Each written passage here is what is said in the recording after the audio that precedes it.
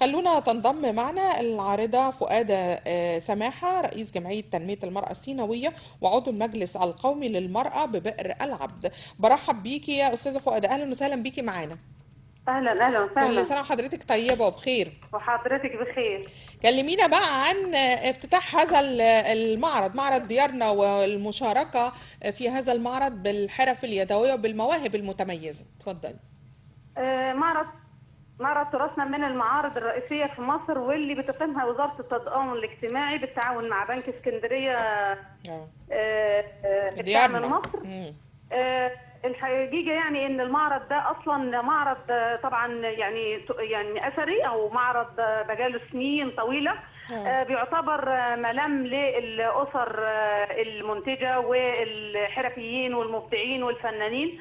عن مشاركتنا احنا كجمعيه تنميه المراه السيناويه بئر العبد. احنا جمعيه عندنا مشروع تدريب المرأة على رفيع مهارات الحياة الأساسية. ده فيه 3 أجزاء. الجزء المهم منه اللي هو الاهتمام بالتراث وإنتاج التراث السيناوي. عندنا مجموعة من الأسر المنتجة اللي بنحاول إن احنا نديهم دراسة جدوى، ونحاول إن احنا نوجههم للمنتجات اللي ليها رواج. وبتبتدي كل ست تعمل مجموعة منتجات بتناسب العصر، وبتناسب اللي عايز حاجه قديمه، اللي عايز حاجه حديثه، والكاجوال وبنات الجامعات وبناخد المنتجات دي، وعن طريق معرض ديارنا بيتم تسويق هذه المنتجات. وطبعا كل سنه وحضراتكم بخير. احنا على مشارف الشهر الكريم، فهيكون مردوده كويس ان الست هيجي لها مبلغ مالي من بيع منتجاتها، جزء هتنفق بيه على اسرتها وعلى مصاريفها واحتياجاتها في رمضان، والجزء الثاني طبعا هتحاول ان هي تكبر مشروعها وتنميه، وده كله بيعود بالاجابه على الاسره السيناويه وعلى الاسره المصريه ككل، لان المعرض بيضم كل محافظات مصر. انا شايفه شغلك والمنتجات بتاعتك بتتعرض على الهواء يا استاذه فؤاده، وشايفه ان التصوير متصور بشكل حرفي. اخدتوا دورات تدريبيه على تصوير منتجاتكم؟ احنا طبعا في معرضين كبار جدا، اللي هو معرض تراثنا اللي بيكون تحت رعايه السيد الرئيس، ومعرض ديارنا. يعني بيجيبوا ناس متخصصين ازاي انت تعرف تصور منتجاتك علشان تخفض من قيمه التكاليف على المنتج بتاعك.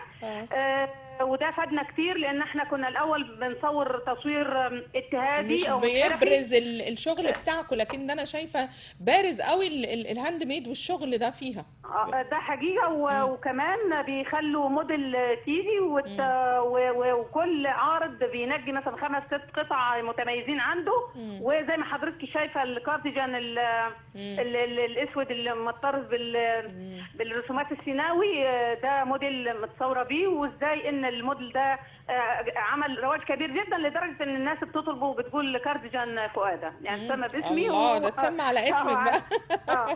طيب، كلمينا عن اختيار محافظات بعينها زي البحر الاحمر وجنوب وشمال سيناء يكونوا ضيوف شرف لهذه الدوره في المهرجان. والله في توجه سياسي ان سينا يعني هي في القلب، بس بصراحه احنا في اهتمام بينا كبير جدا، لان احنا يعني ضيوف شرف في المعرض.